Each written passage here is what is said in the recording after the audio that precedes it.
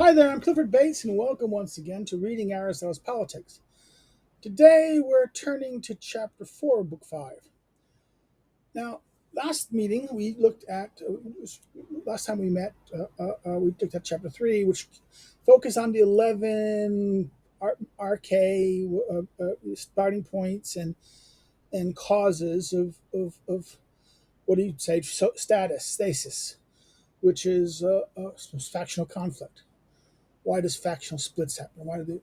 These are the triggering events of factional conflict, which leads to political change. Chapter 4 is kind of like his continuing thoughts on what was just addressed so far, kind of wrapping things up, kind of like a conclusion of this. And I'm going to suggest that it has four parts. Four has, the first one will be what I think was the thing I mentioned last time, which was the kind of 11th thing. I mean, is it 11th? It was the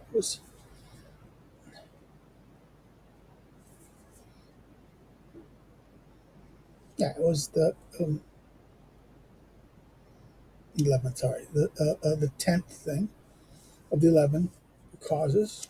Small things, right? So let's look at this. Right to chapter 4. Factional conflicts, stasis, arise then not over small things, but from small things. It is over great things that men engaged in stasis, fighting, struggle, conflict. In other words, he says it's not over small things, but because from small things. This is that weird thing. It's the small things that may trigger the real cause. The real cause are these bigger issues, right? These bigger causes. Remember we talked about that earlier. About there was always that there's like these three levels of cause that's in the early account. There is the first level, which deals with like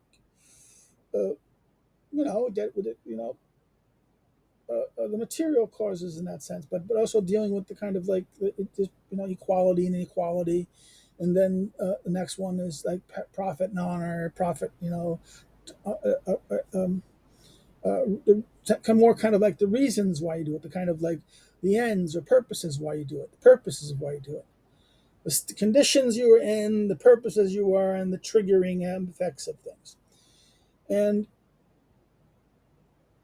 okay, but not so. Therefore, small things are interesting. It's not. It's these it'll be these small little things that become the thing that what do you call it, tipping points, right? That Malcolm Gladwell's thing about tipping points. It's something that can set something off, right?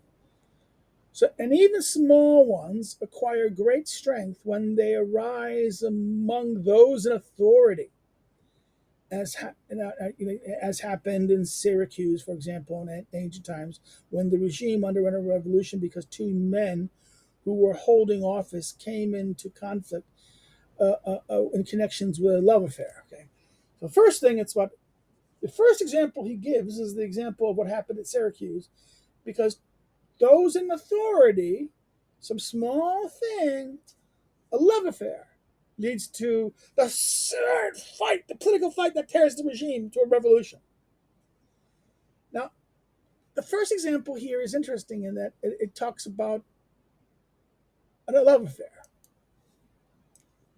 So we get love. Now he's going to continue. This is um, um,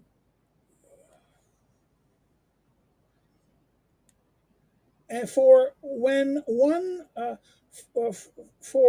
one was away, the other, in spite of being his clubmate, seduced his lover.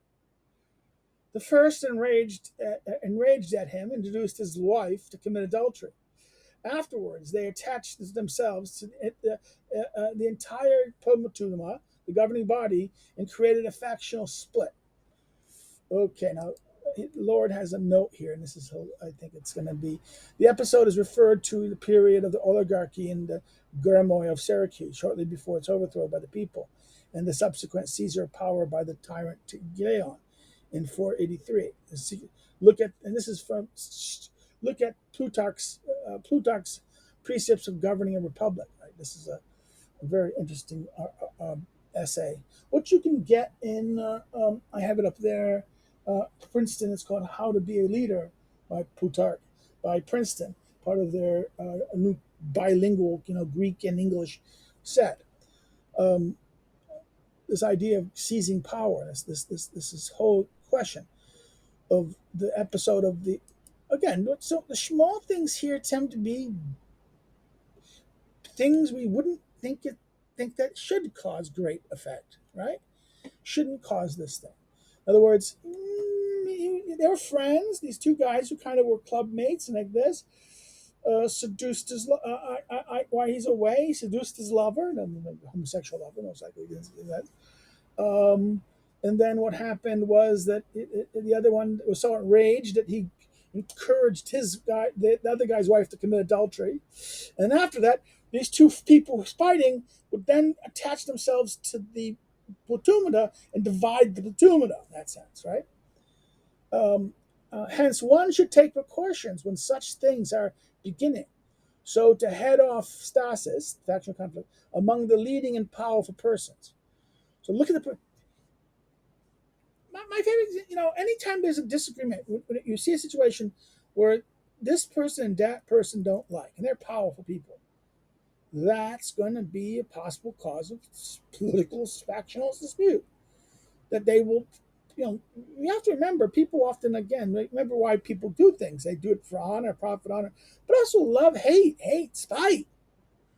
Hate drives people more to do that, why they do things that as love. So therefore, this is what you have to be careful about.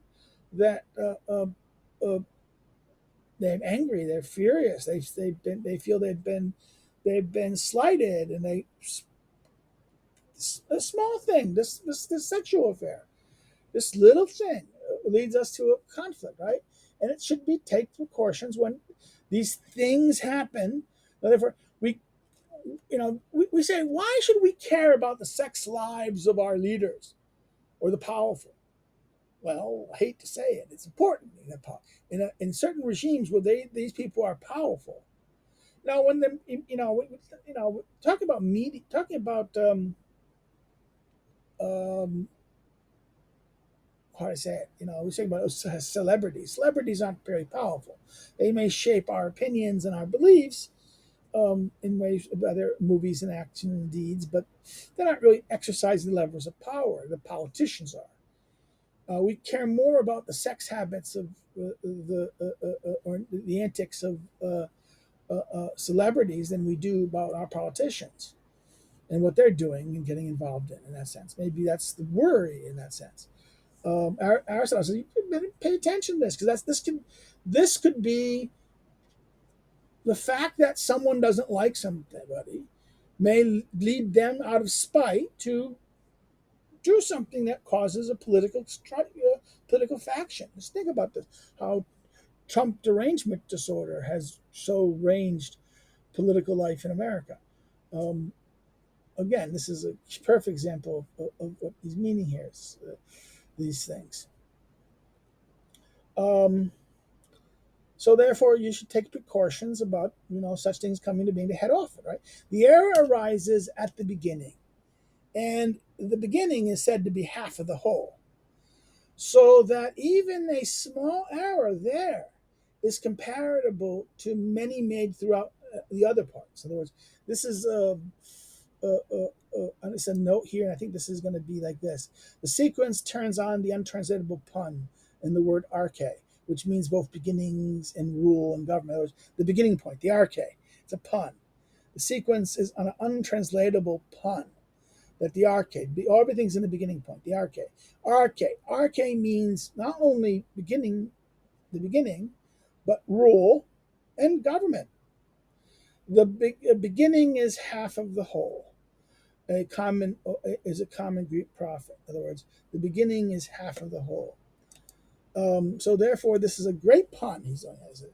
So the beginning is half of the whole, and so that even small errors is compatible to any being made throughout the other parts.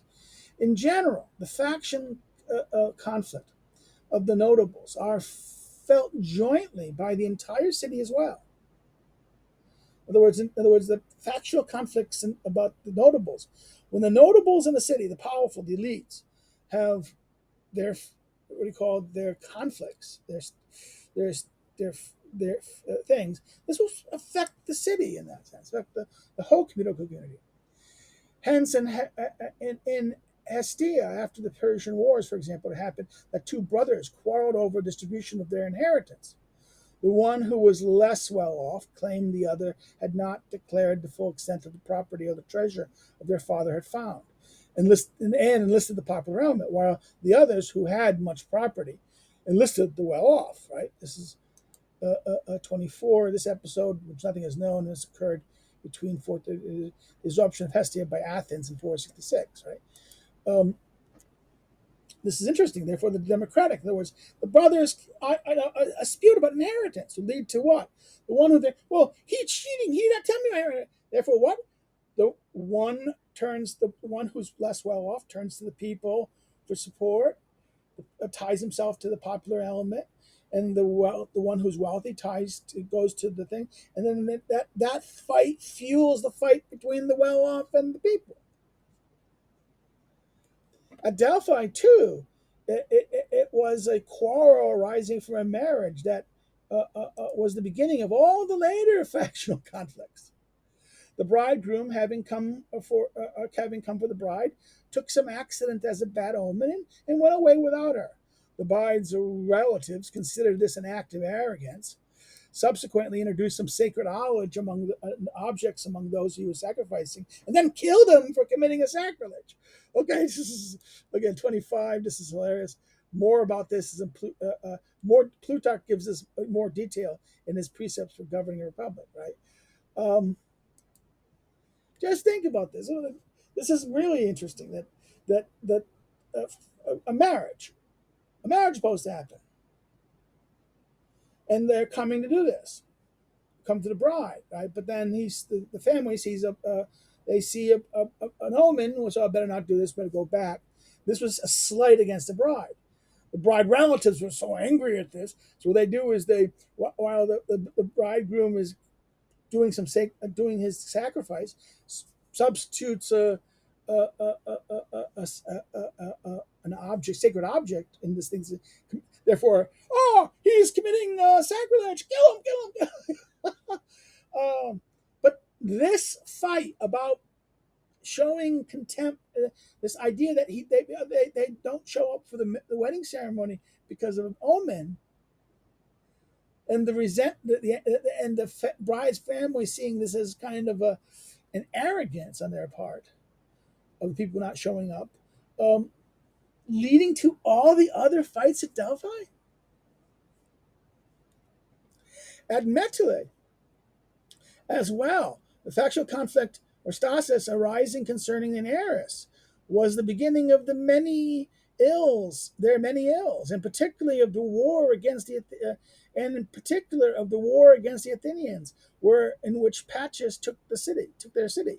So therefore, this is the idea of a daughter should have gotten some money. Some heiresses supposed to get some money. No, this leads to the factional conflict, by then this led to a situation where the Athenians were able to take control of the city because during which Patches took their city, right? They went to war with Athens, and then this leader took control of the city. Timophanes, one of the well-off, left behind two daughters.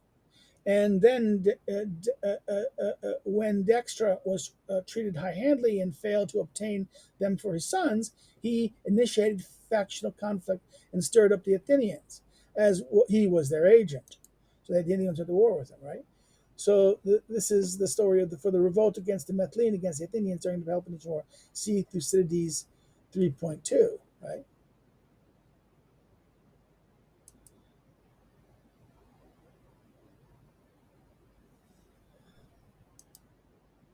Yeah, so therefore this idea, this is the explanation of this, right? Metylena. This is all Metylena here. 6.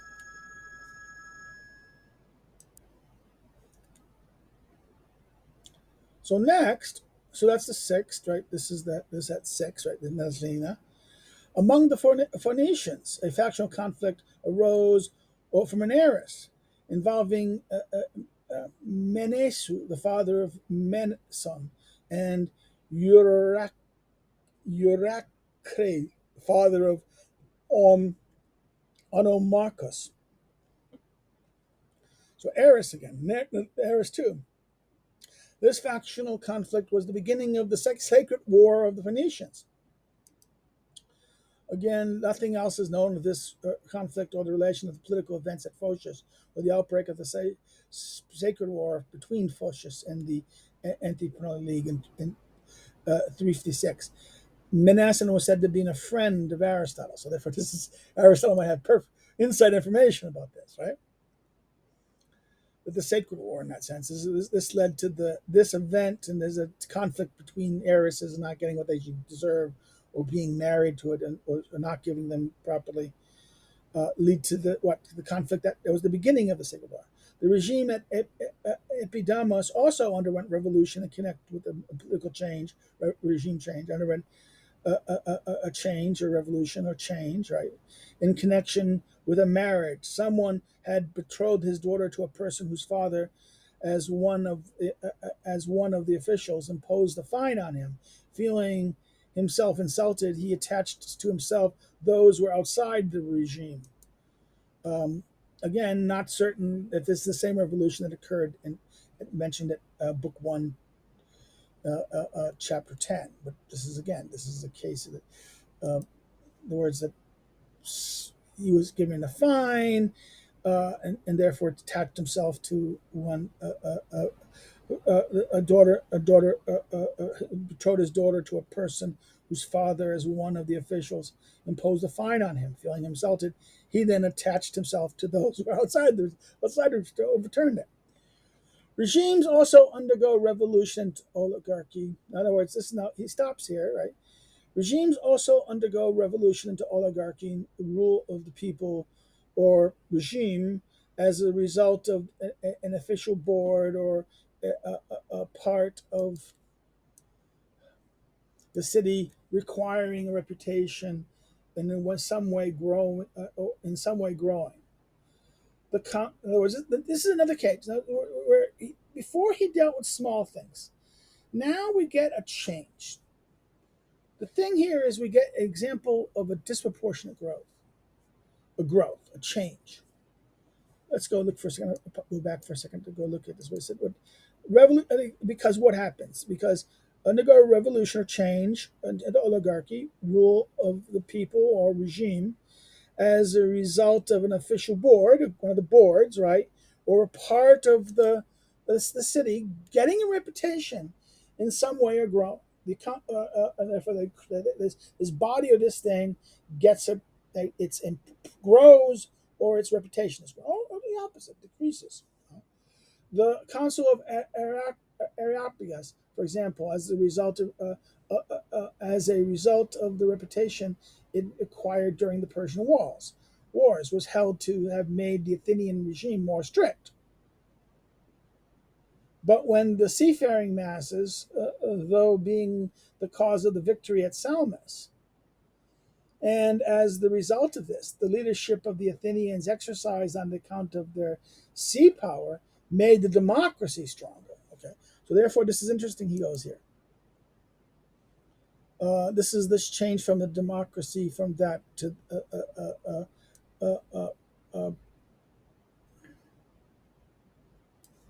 let's look at this.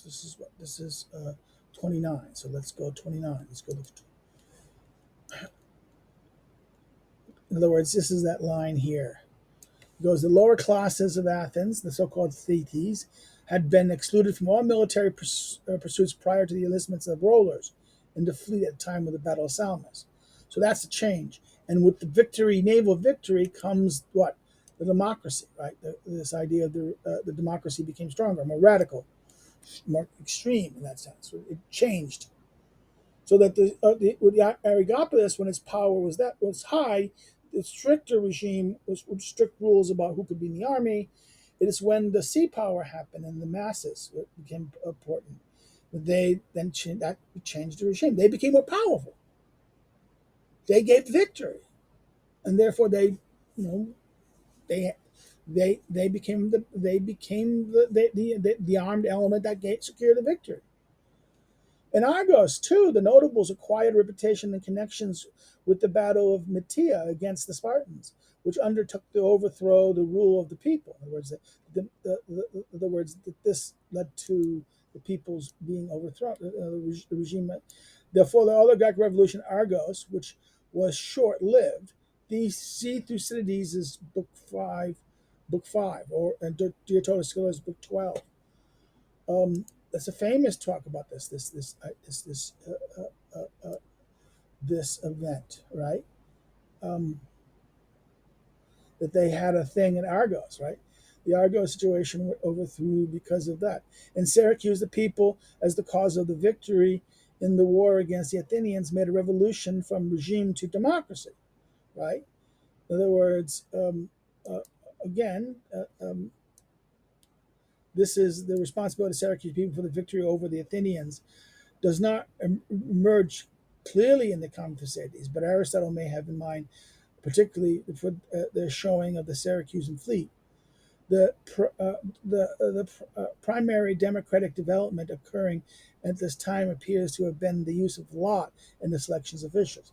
So there was Aristotle points out that okay, this leads to that. In other words, the Syracusan victory, the navy becomes a very important role of their defeat against the war against Athens. And that's a case where a democracy turns against a democracy, right? Um,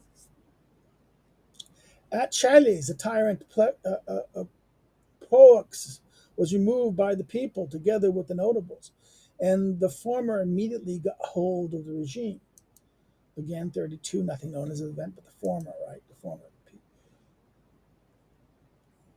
Uh, the former, the people, got a hold of the regime. And in Boeotia, similarly, the people joined with those who attacked Priander to expel him and then brought the regime around to themselves. So the people, okay, again, democracy. This is 33. This is accounting, this occurred 580 BC. And again, this is talked a little further in chapter 10 of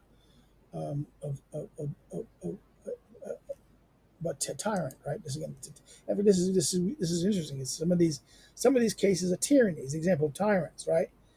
How tyrants are overthrown. In general, therefore, this should not be overlooked. Those who have come to be the cause of um, this is in general, this should not be overlooked. Another general principle here. Those who come to be a cause of the powers being acquired, whether private individuals, office, tribes, or generally a part of the multitude of any sort, can give rise to factional conflict. In other words, that those who become so big. In other words, if I can give you power, if I can, in other words, in general, this is not show overlooked. Those who come to be the cause of power being acquired, power is being acquired. Someone's getting more powerful. Whoever they do it, this is the source of factional conflict. In other words, whether it is individuals, office, private individuals, office, tribes, or generally generally a part of, or generally a part or a multitude of any sort. This is what gives rise to factional conflict. For either those who for either those who envy their being honored in innate initiate facstasis, right, or they themselves are unwilling to remain on an unequal footing on account of preeminence. In other words, they feel they're not being honored. In other words, they envy those are being honored. They envy those who are being honored and therefore don't like it, and they can fight with them, or they uh, uh, uh, or that they unwilling to remain on equal footing. The ones who are honored or respect, who've become preeminent because of their preeminent, now seeks that I'm not going to take orders from you anymore. So therefore, this is the danger of any part that grows in that sense. This is that weird thing. So that is the general thing of the patuma, how some part grows of importance and like this. And I think here. Now, next, this is the third point here that's interesting. So if small things had that big part, then we had this change of this this kind of growth of a thing, a part, and it's in terms of its either size or reputation, right? Now we have at least a preeminence, right? Disproportionate that leads to preeminence. Um, Here we have what? Regimes undergo change when parts of the city that are held to be an opposite become equal to one another, for example, the wealthy and the people. There is nothing or very little in the middle. Okay. So what happens? Regimes that were used to be unequal, they used to be unequal, but now become equal. Like regime change. So in other words, when parts of the city that were held to be in opposition become equal to one another. So in other words, for example, the wealthy and the people, and there is nothing or little in the middle.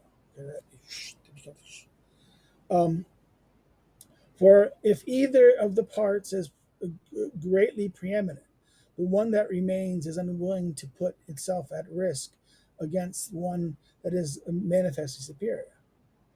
Hence, those who are outstanding, hence those who are outstanding for virtue, do not engage in factional conflicts to speak of, for they are few against many. Okay, so therefore, this is the idea.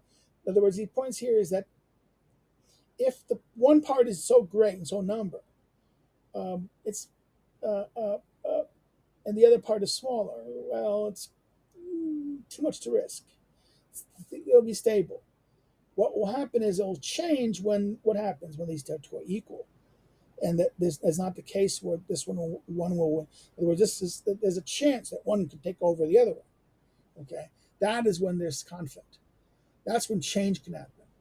In other words, when it's like this, that's going to be when the one side is like this, one is power. It's too risky to take change. It probably won't happen. It probably won't be change. It might cause the problem, but it won't result in change. The result in change is when he says that the parts of the city are held that were held to be opposed to each other now are more equal to each other. And there's nothing in between to mediate. And this is again, he uses the example at the end of this thing about those are great virtue. Why don't the people of outstanding virtue cause conflict? Because they're few, and it's unlikely that they will prevail.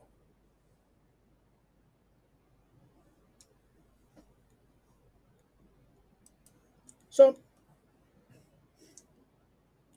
so therefore, this is a very interesting point. It's a very small one. This is like um, uh, where we had a discussion of the size and how that leads to things. This is actually a kind of connected to that, but it's when they become equal. Now, this is going to be the interesting point. This is a very interesting point here. Concerning all regimes universally, then, the beginning points and causes of factional conflict, the RK, the RK and tria causes, right, of stasis and of met and bandabale stand in this manner. So he ends the discussion. This is the for all regimes universal. This is the general account. He ends the general account. But then he has this weird thing. This is the weird thing. It ends on this point, which is another general point. And I think this is interesting.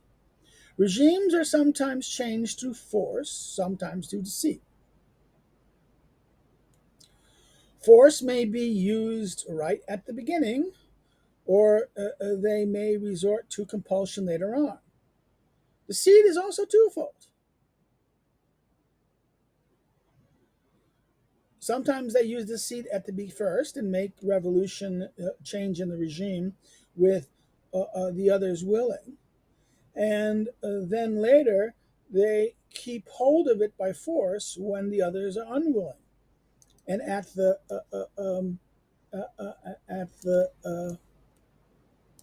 time of the 400, for example, they deceived the people by asserting that the king of Persia would provide funds for the war against the Spartans.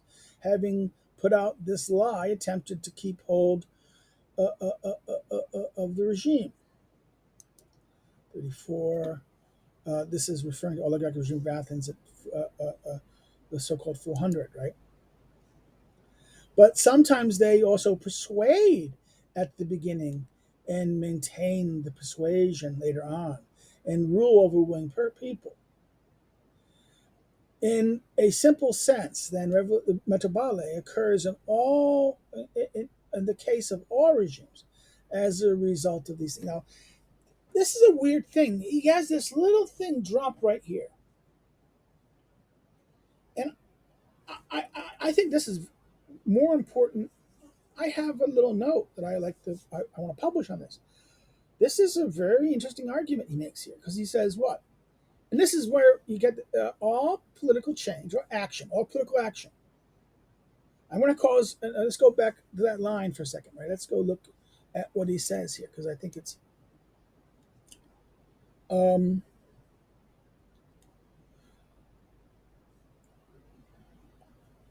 everything that's going to happen, if we have to change, we're going to have to change some policy or some activity. I mean, we want something to do something. We want to do something. We want to cause change. We want to cause change. Sometimes we don't want to change the regime, but we want to make the situation a little better. We want to do something. We do something. What do? We can use force. Okay, we can use force, deceit, and then later. See, this is the thing. He talks about force and fraud, deceit, fraud. It's fraud. I think this is even more interesting. The Ubu fraud.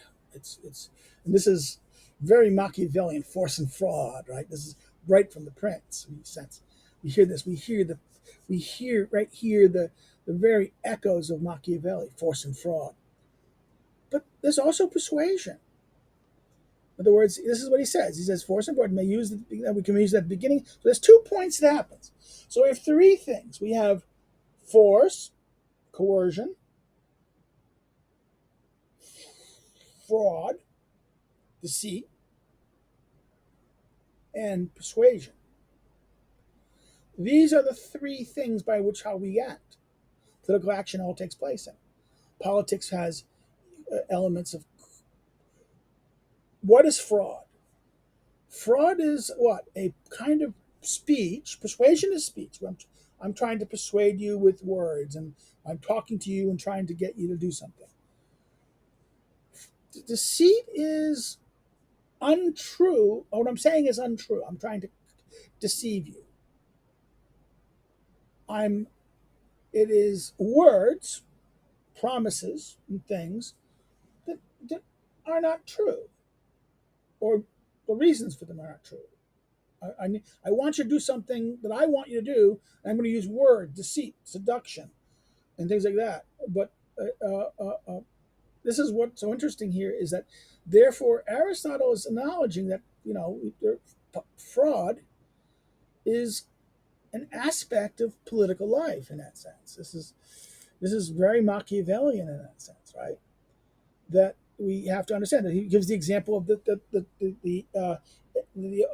those who are wishing to create a more oligarchical regime in Athens use the promise of the king help to win the war against the Spartans to create to moderate to create an oligarchy. Now, when that fell apart, the regime became democracy came back, and they still lost the war, right? But what is going to be important here is that they were deceived. Okay, so therefore, but Aristotle has 2 points. This deception can happen, or any of these things: persuasion, deception, or force, coercion, can happen either at the beginning of the policy or later when it's been something happened.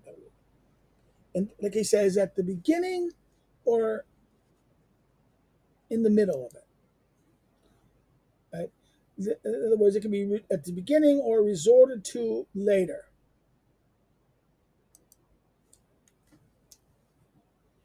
Again, the policy, I can do it. What I can do, I can do it either by force and force to keep the force implied, but then maybe I do force at first. I force something, but then at a certain time, people become see it's in their interest and agree to it. No longer have to use force to maintain it. So initiate it, to start it, and to maintain it, to continue, perpetuate it. Okay, this is why opens us all the way back to this this ending here at the end of 4 brings us back to the beginning in book 4, no, chapter 4 here, all the way to the beginning of book 4, where he says that it's it's easier to begin something, start a regime, found a regime, make a regime, than it is to perpetuate. It's more takes more difficulty perpetuating things. Um, this may explain this. Why states why Aristotle thinks that it's about the maintaining of things. In other words, you have this double stage of things. You have this stage of the beginning of a thing, and then what's going on as in the middle of the policy of the act. And it can be threefold. Again, you can be engaging in persuasion, deception, or coercion, and it can have therefore the initial start can be one of the three, and then there's three in the middle part. There is three other possibilities that you can may do it again. It's perpetuated either by persuasion, coercion, or fraud. So you have a nice type, like a nice double fold typology that the three, beginning point, and then the outcome. The beginning and point and the outcome are different possibilities, and you get that ultimately you get what three sets of three sets of three, and therefore this is the interesting aspect of what Aristotle ends here. We get an understand. This is where he's probably more clear at this little point here, right in the middle of this ending of this discussion of this, with this throwaway round about deceit and force, about change, about how change is brought about and how policies of change happen. And even the way it's done here, it's kind of interesting because he starts out with force and fraud and persuasion. He brings the ugly first. This is quite not Aristotle. This is actually quite contrary to a lot of Aristotle. Aristotle tends to be hides the unpleasant, hides the unbeautiful, and usually presents the more and usually leaves the things spoken of. Here, there is almost more emphasis on coercion and force than on persuasion. This is interesting. Now, the question is why? Is it because the regimes here are defective, and therefore the people are not are going to? It's going to be hard to persuade them to do the right thing. Therefore, you're going to have to use coercion, fraud to get people who are not persuaded, people who don't have the desire to do good things. What does that say to be good thing? So this is a very weird thing right here, and it ends on a weird note in that sense. And then the in other words, he ends here on this in a simple sense. Then revolution occurs in all regimes as a result of these things. So therefore, the beginning of this paragraph and the end of the paragraph kind of continues the question of we've just discussed everything about regimes, but then we just had this little thing about force, fraud, and persuasion that opens up the understanding of everything that has been said before. It reinterprets it. Okay, I'm going to end here. We'll see how we do it. We'll stop.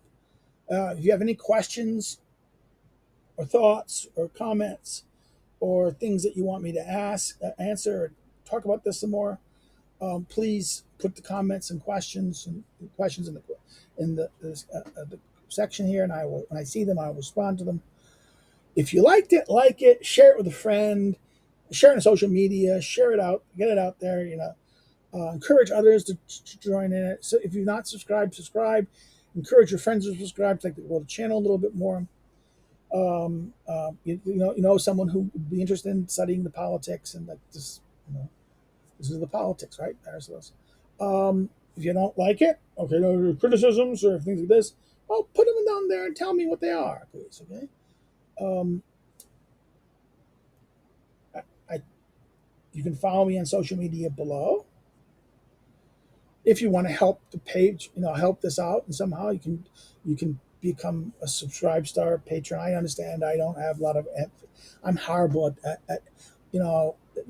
I'm not sure. I doubt even people are members or doing anything. I if you do it, please. If you do it, it would help. It would help. Another way you can help is by buying my book. This is Aristotle. This is Tululu. You can order Tululu directly. Links are below. This is a study guide, a kind of not commentary. It's more kind of a guide, student guide, workbook that helps you go through the politics.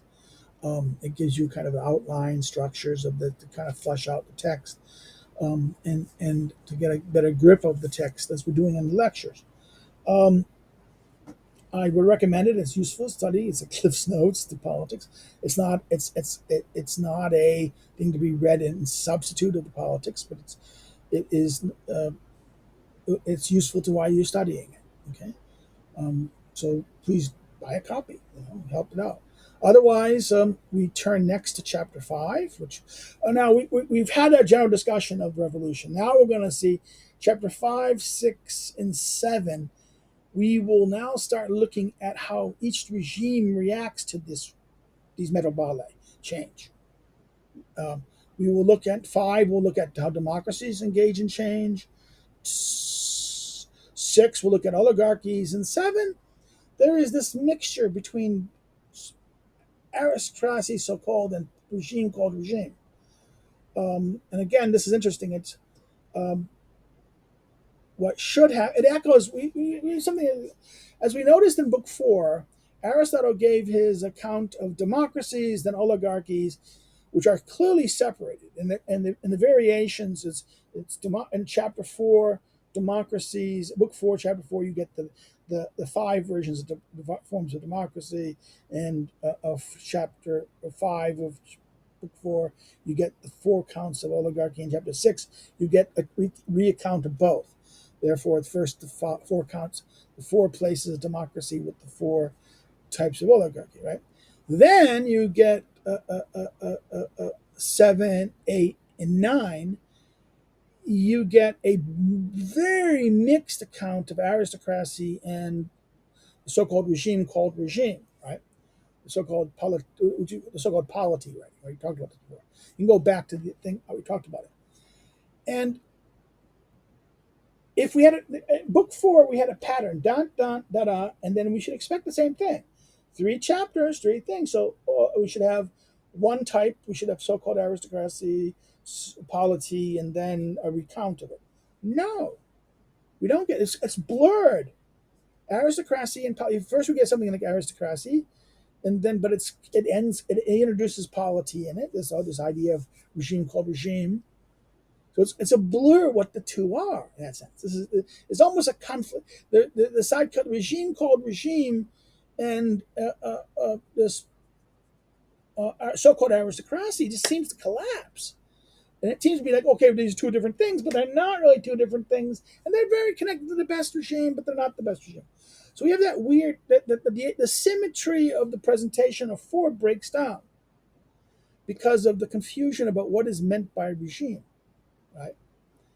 And then chapter 10, we get tyranny, right? And then what happens? The theme changes from the variety of regimes now to the question of what? Well, what regime suits most places, right? And there we get the discussion of the middle. And then we get this very 11, 12, and 13.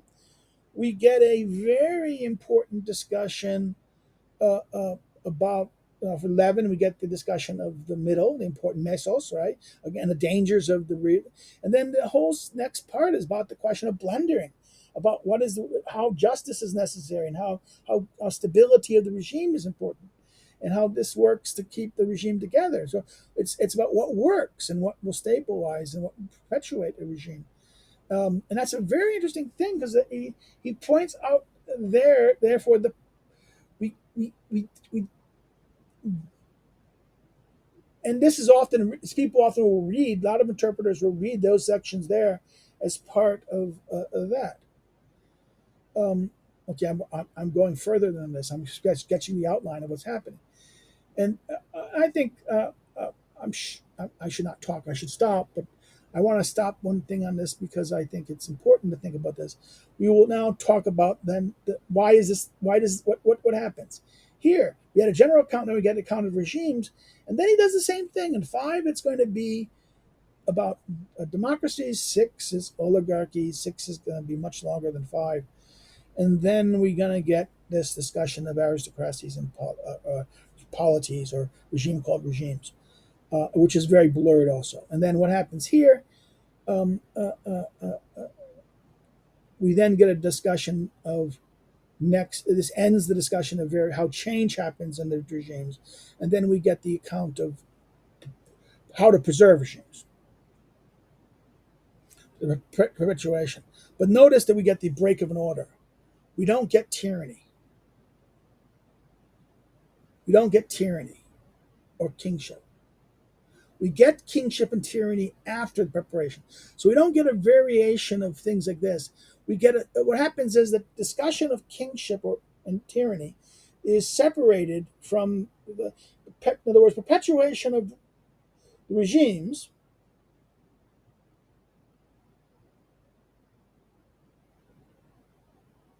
which is two. There's two chapters we deal with this. One is general, and one is supposed to be. One is general, one is supposed to be regime. We don't get a separate chapter for oligarchy. We don't get a separate chapter for democracy. We don't get we don't get things. We'll notice that when you see that. So therefore, we're going to be we're going to have a kind of, well, why does this structure no longer follow the pattern that he had? Why does the pattern break down? That's going to be interesting. I'm sorry I went on a little longer than this. I just wanted to kind of foretaste where we're going. Okie dokie, take care, and I will see you at chapter 5. Bye bye.